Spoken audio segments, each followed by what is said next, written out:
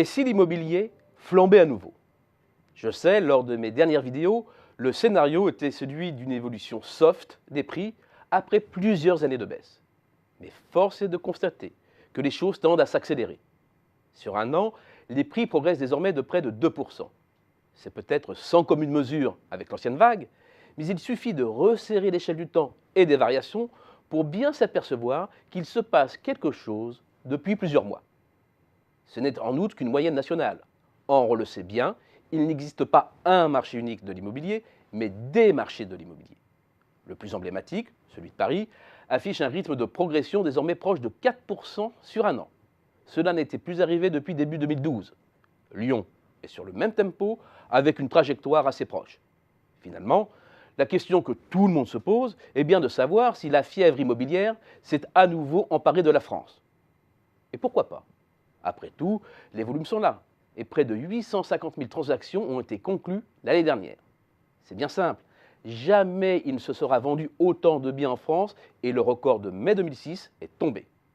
Souvenez-vous, le milieu des années 2000, une époque débridée où les prix progressaient sur un rythme proche, voire supérieur à 15% l'an. De même, avec la remise en route du marché en volume à partir de 2009, le pic des prix a été atteint quelques mois plus tard.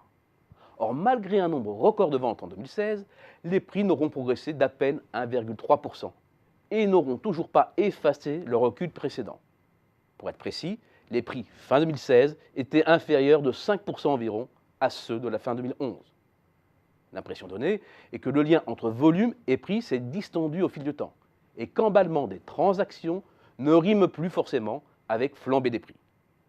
Il y a peut-être finalement dans cette rupture un simple retard à l'allumage, car par expérience, deux variables peuvent temporairement se déconnecter avant de se relier, ce qui expliquerait en partie la récente accélération, donc sa poursuite et même son amplification. Il y a certainement du vrai, mais c'est un peu court.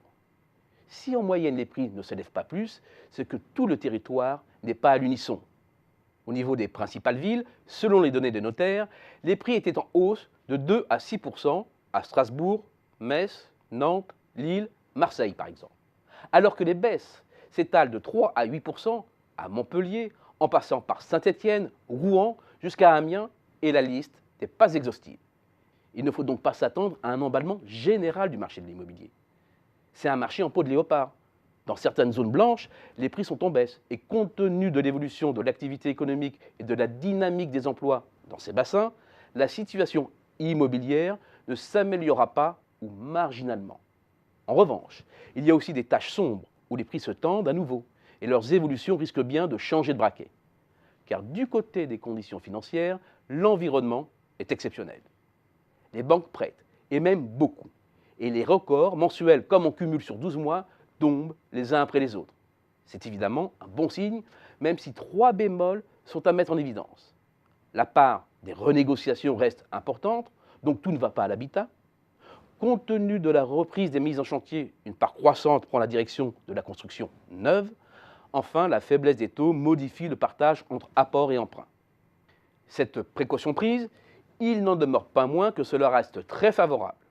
Il y a enfin les taux, qui restent très bas. Dans l'ancien, ils se sont établis en moyenne à 1,34% en décembre dernier, en légère hausse, 3 points de base, selon l'Observatoire Crédit Logement CSA par rapport à novembre, malgré des tensions qui sont apparues sur les marchés obligataires, notamment les OAT à 10 ans, depuis octobre. Si les taux immobiliers le ressentent encore peu, c'est en raison du délai de transmission de l'un à l'autre. En outre, la répercussion n'est jamais intégrale. Paradoxalement, cela pourrait même stimuler le marché. Les taux sont bas, mais ils risquent de remonter. Les prix des logements sont en hausse et risquent de monter encore plus. De quoi accélérer le passage devant le notaire pour les acheteurs. À cela s'ajoute, dans les choix des ménages investisseurs, la baisse des rendements de l'assurance vie, qui ont cassé le plancher des 2%. Alors certes, en moyenne, la hausse des prix devrait rester contenue autour de 3% en 2017. Mais à la moyenne, il n'y a personne.